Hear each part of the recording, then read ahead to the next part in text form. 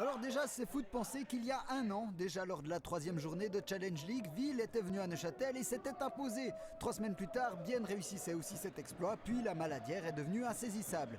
Les Saint-Gallois sont toujours déterminés à monter et s'appuient sur le porte-monnaie de leur mécène turc pour s'offrir un effectif impressionnant.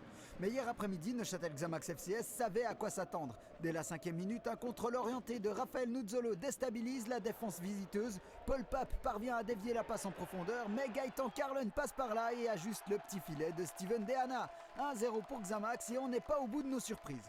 10 minutes plus tard, Ville prouve que son effectif n'a pas que des qualités sur le papier. Murat Akin, pas Yakin, envoie une transversale géniale vers Arnaud Buller qui trouve immédiatement Johan von Lanten au centre. L'égalisation saint-galloise est juste magnifique.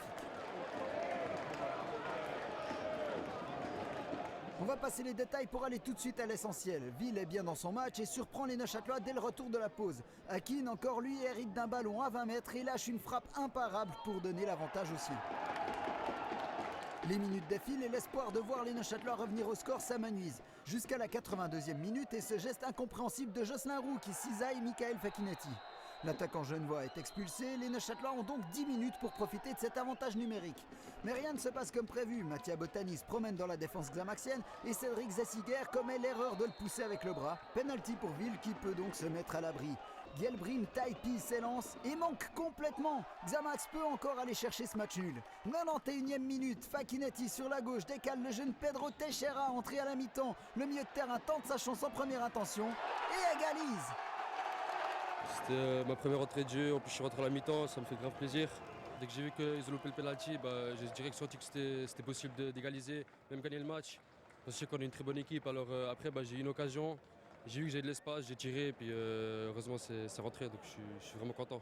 Elle vous plaît cette histoire d'un jeune de 17 ans formé à Neuchâtel et qui préserve l'invincibilité de Xamax à la Maladière?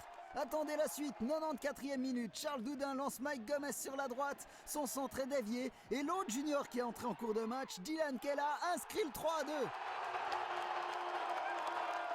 J'ai eu une frappe juste avant un peu et je sentais que la prochaine, je pense qu'elle allait être dedans.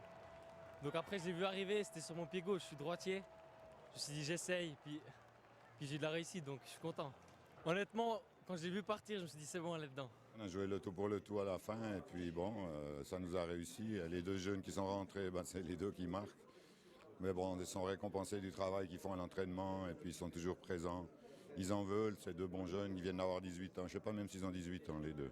Dylan, c'est aujourd'hui. Ah, Dylan en plus, pour son anniversaire, alors beau cadeau pour lui, ouais. Moi et Pedro, on a grandi ensemble. On est les deux les juniors qui viennent de signer cette année, donc c'est assez énorme ce qu'on a fait aujourd'hui. Et surtout, ça prouve que des petits gars fiers de leur maillot peuvent renverser une équipe millionnaire bâtie pour gagner.